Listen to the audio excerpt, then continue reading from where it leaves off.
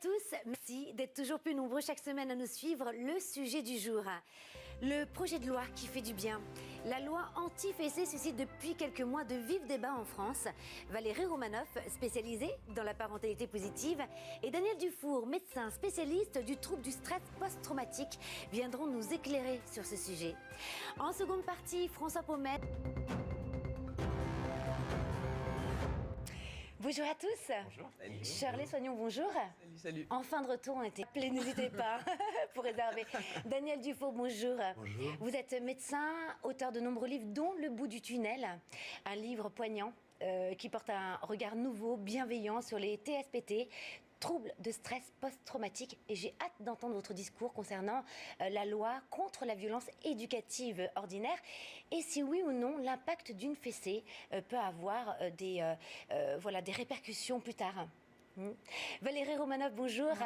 Alors, le projet de loi contre la violence éducative ordinaire est au cœur de tous les débats. Alors, une loi, on le rappelle, qui a été adoptée dans déjà 58 pays dans le monde, dont 53 pays européens. La France fait son grand retour. Alors, Valérie Romanoff, en 2016, alors que la loi a été abrogée, l'Observatoire de la violence éducative ordinaire a voulu répondre par une question pour nous interpeller en disant, voilà, pourquoi appelle-t-on agression lorsqu'on frappe un adulte, cruauté lorsqu'on frappe un animal et éducation lorsqu'on frappe un enfant, ce à quoi les détracteurs répondent souvent trois choses qui reviennent le plus souvent. C'est l'État ne doit pas s'immiscer dans les familles, j'ai reçu des fessées et je n'en suis pas mort.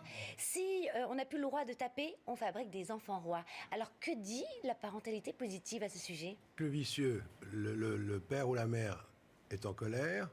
Il ne sait pas quoi faire de cette colère. Du coup, il se venge sur l'enfant en le tapant. Oui, il veut avoir la paix aussi, Daniel Dufour. Oui, mais enfin, c'est sa colère qui parle en premier lieu. Oui. Donc, il punit l'enfant, soi-disant pour qu'il apprenne quelque chose. L'enfant lui-même va développer aussi à son tour une colère. Et par la suite, gardant cette colère en lui, ça peut donner des enfants qui grandissent, qui vont être des parents, qui eux-mêmes vont continuer à continuer ce cercle. Alors, avant de continuer le débat, parce qu'on a beaucoup de choses à dire, Jérémy aussi, vous avez quelque chose à dire, j'aimerais juste que vous reveniez, Valérie Romanoff, sur le terme violence. Parce que finalement, où est-ce qu'elle commence ? Si je tape mon enfant, mais que je ne lui ai pas fait mal, est-ce que c'est un acte violent ? Non, mais c'est intéressant, finalement. Parce que beaucoup parlent de... La violence, elle est mesurée en termes de ressenti. Qu'est-ce qu'a ressenti l'enfant à ce moment-là ? Est-ce qu'il a eu peur ? Est-ce qu'en tant que parent, je suis là pour faire peur à mon enfant ou est-ce que je suis là pour le rassurer par rapport au monde ? Vous êtes ancien chirurgien, médecin de guerre. Vous avez pratiqué plus de 2000 opérations sur des anciens blessés. Vous avez vécu ce qu'on pourrait appeler l'horreur. Vous avez vous-même été victime d'un TSPT, donc trouble de stress post-traumatique. Est-ce que vous pourrez revenir sur cette définition, finalement, qui est d'une pathologie qui est encore assez méconnue ? Tout à fait, c'est quelque chose qui peut survenir à toute personne qui est en face d'une agression, d'un événement traumatique. Ça peut être un tremblement de terre, comme ça peut être un fait de guerre, mais ça peut être aussi des coups, ça peut être aussi éventuellement une fessée à répétition ou autre. Donc ça peut rentrer dans le schéma du TSPT. Tout à fait. Alors, ça ne veut pas dire que toute personne qui a reçu une fessée va développer un trouble de stress post-traumatique, mais c'est une réaction. On ne sait pas très bien pourquoi certaines personnes vont le développer et d'autres pas. C'est en tout cas pas parce qu'elles sont faibles, celles qui vont développer cela. Pas du tout une faiblesse. Qu'est-ce qui se passe lorsqu'on est en phase d'un traumatisme ? On a trois réactions automatiques qui ne passent pas par le cerveau, et c'est important de le dire. C'est soit on fige, c'est-à-dire on ne bouge pas, ce qui est toujours étonnant pour les gens qui observent en disant « mais comment, pourquoi tu t'es pas défendu, pourquoi tu n'as pas fait ceci, pourquoi tu n'as pas fait cela ?» Soit on fuit, soit on agresse. Et à partir de ce moment-là, on bloque en soi toute une énergie, et notamment une émotion, notamment la colère, qui, si elle n'est pas débloquée au bout d'un moment, va, au bout de 2, 3 mois ou plusieurs années après, exploser et se manifester sous cette forme de trouble de stress post-traumatique.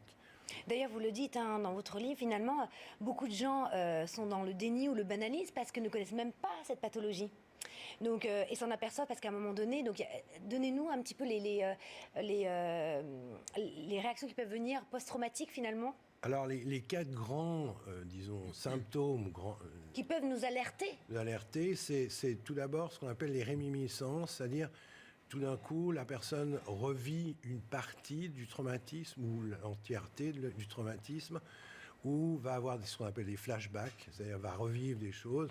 Si je prends mon exemple personnel, c'est une odeur à Londres, alors que j'étais au calme et tout, qui tout d'un coup m'est remontée, qui m'a fait remonter les charniers que j'avais visités en son temps. Mais si je prends un exemple par rapport à la fessée dont on parlait tout à l'heure, ben j'ai un de mes patients qui est arrivé, sa femme venait d'accoucher, il avait un petit enfant, un fils, et il était complètement tétanisé en me disant moi je ne sais pas quoi faire avec cet enfant, etc. Et en fait, la naissance de cet enfant a fait remonter en lui tous les fessées, coups de ceinturon, vous en parliez tout à l'heure, etc., qu'il avait reçu pendant toute son enfance, qu'il avait complètement enterré et qui, à l'occasion d'un événement, entre guillemets, heureux, faisait que tout ça remontait. Ça, c'est ce qu'on appelle les réminiscences.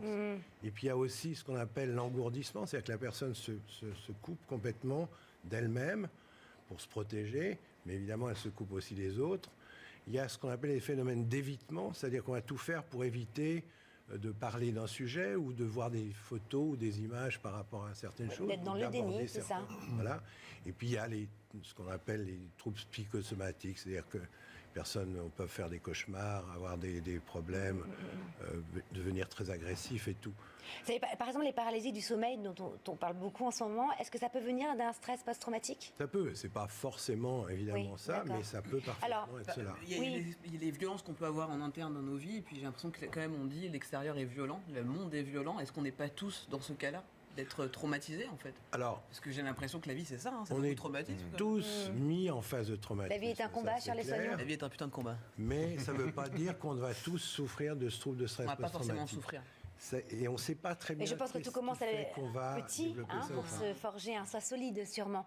Alors, Daniel Dufour, dans votre livre, vous expliquez qu'on peut guérir des troubles de stress post-traumatique. Donc ça, c'est quand même la bonne nouvelle. Vous avez une clinique anti-stress. Vous avez développé donc une nouvelle méthode qui s'appelle OGE, O-G-E, qui est l'envers de l'ego. C'est très joli. Vous pouvez nous en parler?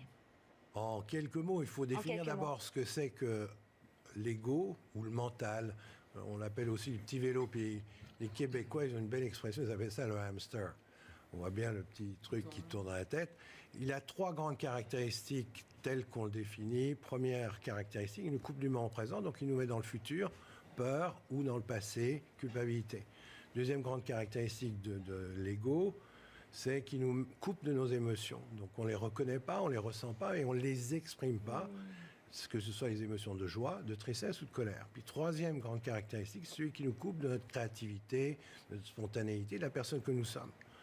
Alors à l'envers de l'ego, c'est d'essayer de revenir dans le moment présent, qui est le seul moment dans lequel on vit. Oui, facile à dire, pas forcément facile à faire. Pas facile à appliquer au quotidien et du matin au soir. D'autant plus qu'on a un grand entraînement depuis le plus jeune âge pour être dans le futur, le passé, et surtout pas dans le moment présent, parce que le moment présent peut être difficile, parce que dans ce moment présent, il y a des émotions.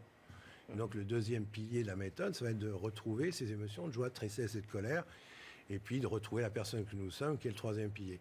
Le deuxième pilier est important quand on parle de troubles de stress post-traumatique, parce que l'émotion de base qui est bloquée lorsque l'on est en phase d'un traumatisme, de quelque origine qu'il soit, c'est une foutue colère. Et comme la colère est mal aimée, qu'on n'aime pas, que la société n'en veut pas, on a tous tendance à l'enterrer en nous. C'est ça, à la refuser finalement. Ça crée une tension énorme et physiologiquement parlant, ça va créer des tas de désordres physiques qui mènent à ces troubles. Et on peut être aidé. Alors, d'ailleurs, dans votre livre, Le bout du tunnel, vraiment, je trouve que c'est déjà un acte vers la guérison, parce qu'on apprend énormément de choses. Il y a beaucoup de témoignages. C'est passionnant, bouleversant aussi, et puis très tendre, puisque vous racontez aussi à travers ce livre votre histoire. Alors, juste vraiment en une petite minute, même pas, quelles sont les découvertes de la neuroscience affective sur ce sujet, sur la fessée? Oui, alors on peut débattre longtemps de la fessée, pas la fessée, qu'est-ce qui se passe. On a découvert il y a un certain temps que quand un enfant est soumis à un stress, il y a une hormone du cortisol qui va se sécréter en grande quantité, et que si c'est trop grande quantité, ça va causer des dommages dans le cerveau en fait, au niveau de l'apprentissage, au niveau de la mémoire, au niveau aussi de la régulation des humeurs. Donc quelqu'un qui a été soumis trop tôt à trop de stress, va peut développer toutes sortes de troubles une fois devenu adulte. Merci beaucoup. C'est le moment de... Caméra, c'est ça, John ? Alors, on peut quand même... Donc, Daniel Dufour, merci Daniel d'être Dufour, venu. merci. Je rappelle votre livre, Le bout du tunnel, Valérie Romanoff. Matisé, regardez cette émission, ça va vous faire du bien. Je sens bon.